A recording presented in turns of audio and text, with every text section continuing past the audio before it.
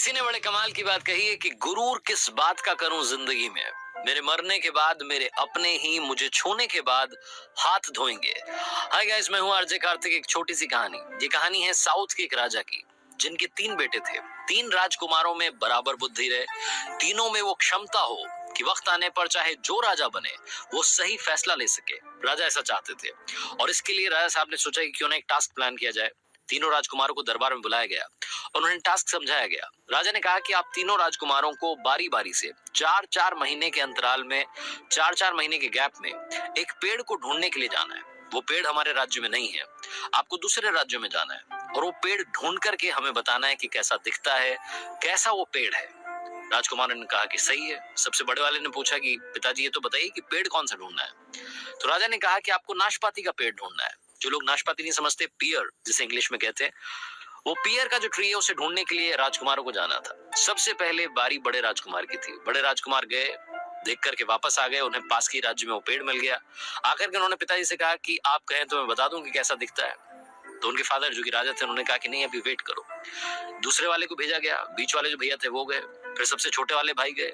तीनों राजकुमार जब जाकर के वापस आ गए तो एक बार फिर से राजकुमारों को दरबार में बुलाया गया। सारे मंत्री वहां बैठे थे, बाकी छोटे छोटे राजा वहां बैठे थे और जो महाराजा थे, जिनके राजकुमार थे, उन्होंने कहा कि अब बताओ आप कि आपको वो पेड़ कैसा दिखा और कहां मिला। सबसे बड़े वाले ने सबसे पहले बताना शुरू किया। बड़े राजकुमार ने कहा कि पिताजी, हमारे पास के राज्य में मुझे पेड़ मिला और लोगों ने कहा कि यही नाशपाती का पेड़ है, लेकिन आपने क्यों भेजा? मतलब वो तो सूखा सा था, टेढ़ा मेढ़ा सा था, मतलब किसी काम का नहीं था। मुझे समझ नहीं आया कि आपने नाशपाती का पेड़ देखने के लिए मुझे भेज दिया।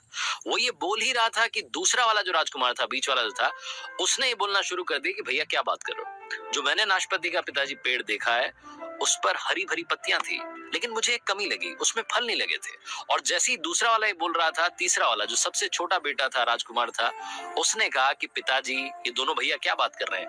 मैंने जो पेड़ देखा है वो नाशपाती का है। मैंने किसानों से कंफर्म किया है, आसपास के लोगों ने बताया कि ये नाशपाती है और उसमें बहुत सारे फल लगे थे, वो फलों से लदा हुआ था। जैसे ही तीनों ने बात बोली, तीनों की बातें एक दूसरे से कॉन्ट्राडिक्ट कर रही थी। तीनों एक दूसरे से झगड़ने लगे। दरबार में जितने मंत्री थे, जो छोटे छोटे राजा थे, वो सब देख रहे थे कि ये महाराजा क्या करवा रहे हैं, अपने बेटों में फूट पड़वा दी, लड़ाई करवा दी। तभी राजा अपने सिंहासन से खड़े हुए और बोले कि आप तीनों राजकुमारों को झगड़ने की जरूरत नहीं है। आप तीनों ने बिल्कुल सही पेड़ को देखा है, लेकिन क्योंकि आप 4-4 महीने के अंतराल में गए, इसलिए आप तीनों ने एक ही पेड़ को अलग अलग अवतार में देखा है। आपको बहस करने की जरूरत नहीं है। तीनों राजकुमार चुप हो गए। राजा ने फिर कहा कि मैं आपको 3 बातें सिखाना चाहता था, इसीलिए इस पेड़ को ढूंढने के लिए आसपास के राज्यों में भेजा था। राजकुमार ने पूछा कि पिताजी क्या समझाना चाहते थे? तो उन्होंने कहा कि इस पेड़ को आप तीनों ने अलग अलग टाइम पर देखा और इससे 3 बातें सीखने को मिलती हैं। पहली बात, किसी भी चीज पर फैसला तब तक ना लें जब तक आप आखिरी तक उसे ना जान लें। चाहे वो कोई इंसान हो, आपका दोस्त हो, फैमिली मेंबर हो, या कोई सिचुएशन हो, या कोई चीज हो, जब तक आपको पूरी जानकारी ना हो अपना डिसीजन ना लें। दूसरी चीज जो ये छोटी सी कहानी हमें सिखाती है, जो राजा ने अपने राजकुमारों को बताया, कि जिंदगी में कभी भी किसी को भी जज ना करें। हो सकता है कि वो वक्त उसके लिए खराब चल रहा हो। बड़े वाले राजकुमार ने सोचा था कि सूखा पेड़ था, बीच वाले ने सोचा था कि इस पर तो फल ही नहीं लगते, और तीसरे वाले ने सब कुछ हरा भरा देखा था, फल भी देखे थे।